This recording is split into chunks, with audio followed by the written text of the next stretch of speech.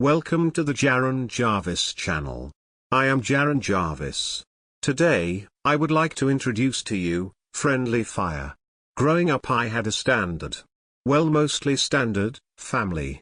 I had a mom, dad, older half-sister, and an older half-brother. We lived out in what most would term the country. Not quite the middle of nowhere because we did have close neighbors but nearly. Even though I had siblings I spent most of my time alone. Sarah, my sister, is 5 years older than me and my brother, Scott, is 3 years older. If they did play with me it wasn't nicely. I remember being locked in my parents' room, because it had a bathroom attached, and left there till about 30 minutes before one of them got home. This led to me playing on my own more often than not or with my pup. Her name was Abby and she was a black lab and loved me more than anything. She once pinned my sister's stepsister when the girl tried to hug me out of the blue and wouldn't let her up till I called her off. She was my babysitter. She followed me everywhere. Even into the woods behind our house. It had all kinds of animals in it. Snakes, bears, deer, bobcats, etc. But whenever I went walking I never saw anything.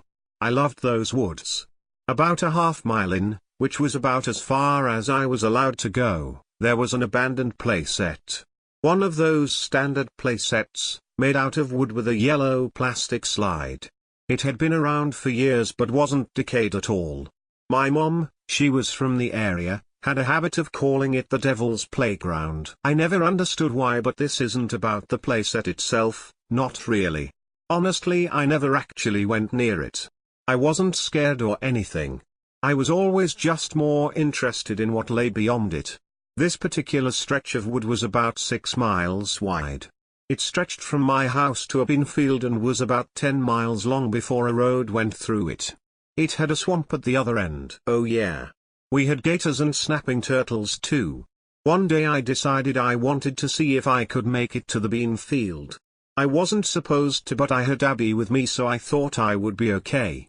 Except for the tiny space the playset sat in, the trees were really close together and there were lots of thorns. I walked beside Abby picking my way carefully.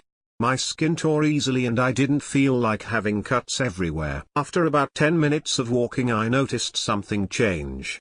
The trees started spreading out and they started to change colors.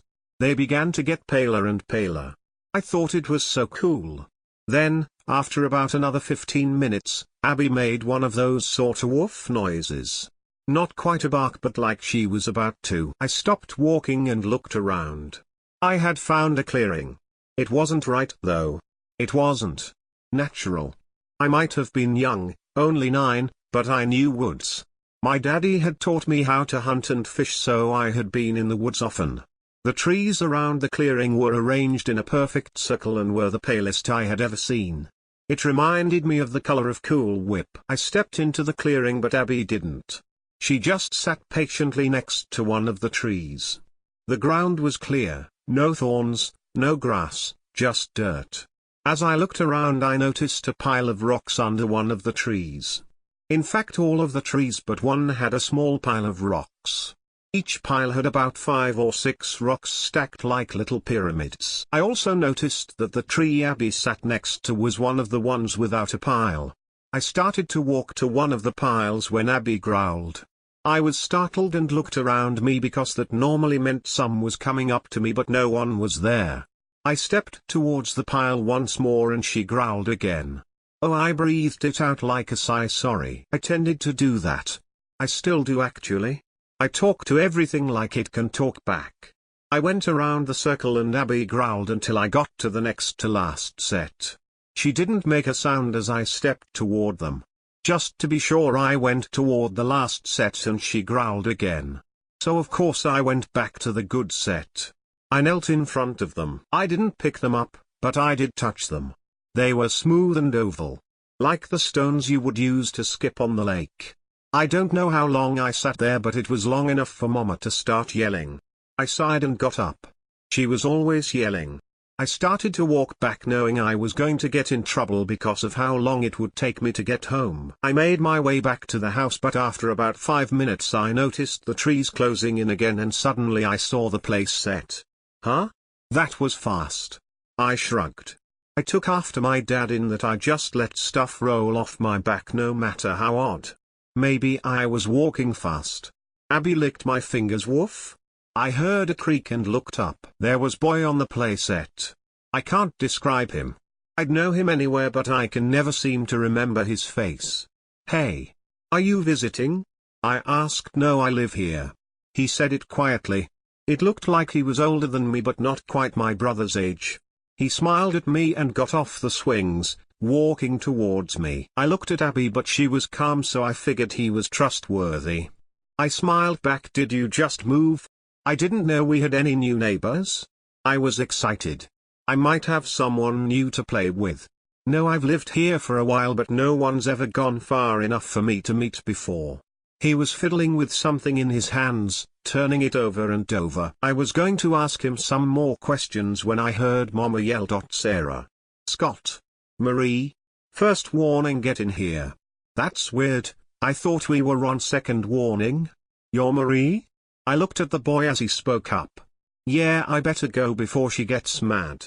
I don't feel like listening to her yell all night. Will you be here tomorrow? We can play. I don't talk much, so when I do get to speak I tend to talk a lot and fast. I felt my face heat up. My siblings always picked on me about it. Yeah, I'll be here. He stretched his hand out to me. Take this, it means we're friends. As I took the object I heard Mama yell again. I made a face and took off. Thanks. I'll see you tomorrow. What's your name? I yelled over my shoulder. Asher. Oh cool, that's. I stopped and looked back. My middle name. He was gone. I figured he must have took off too. As I made my way home I looked down at the gift my new friend had gave me. It was smooth oval stone like you would use to skip on a lake. I slipped it in my pocket as I got home. I didn't want Scott to take it from me. I made a friend Mama. I called out as I went to wash my hands. I heard her make a noise of acknowledgement. I hummed to myself as I went to my room and tucked my stone away in my drawer. I couldn't wait for the next day to come. It would shape the rest of my life.